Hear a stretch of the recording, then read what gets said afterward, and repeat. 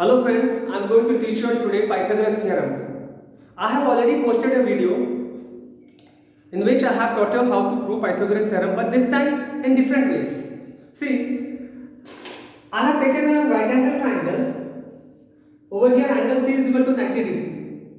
Okay? Same triangle I am going to take it over here and just see I am utilizing it, how I am proving it. I have taken a triangle, the same triangle. This is equal to A, this is B, this is 90 degree. I am taking the same triangle and just drawing it over here.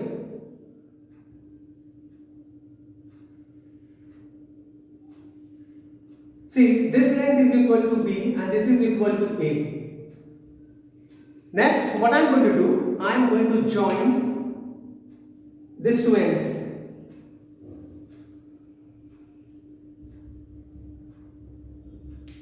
Okay. Now see, this figure looks like a trapezium. Why? Because this angle is 90 degree, even this is 90 degree. 90 degree plus 90 degree equal to 180 degree. That means these two sides are parallel. So such figures is known as a trapezium. Now we know the area of trapezium formula, that is half into sum of parallel sides into distance between parallel sides. From this figure, area of trapezium is equal to half into sum of the parallel sides into distance between the parallel sides. This is the formula. Now, over here, parallel sides are, the length of the parallel sides are this A and this B. This is A plus B. Now, carefully look, the distance between the two parallel sides, it is also A plus B. So, I am writing it over here, A plus B. So, it looks like A plus B half times A plus B whole square.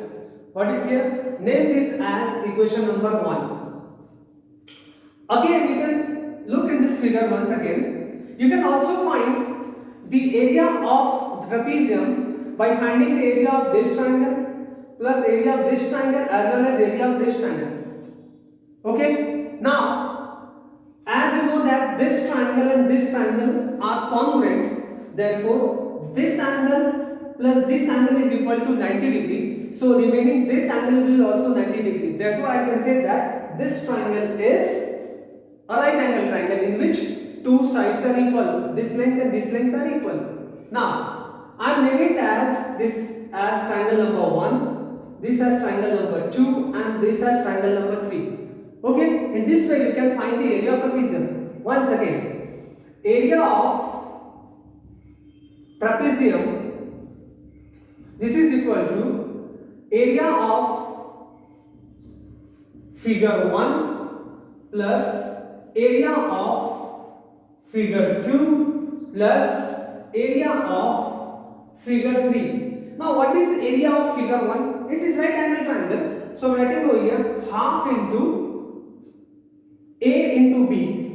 Just see the formula. Over here again figure number 2 is also right angle triangle. So half into A into B.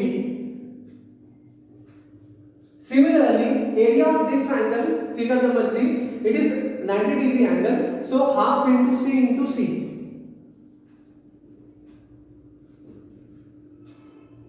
So you can see over here, it is half times AB, half times AB and half times C square.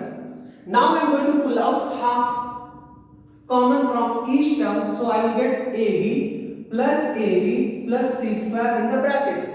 It will be more manipulation, so we have over here twice AB plus C square. Let this be as point number 2, equation number 2. Now from 1 and 2 you can equate what? Because this is area of trapezium and this is also area of trapezium, so both the areas are equal. So from 1 and 2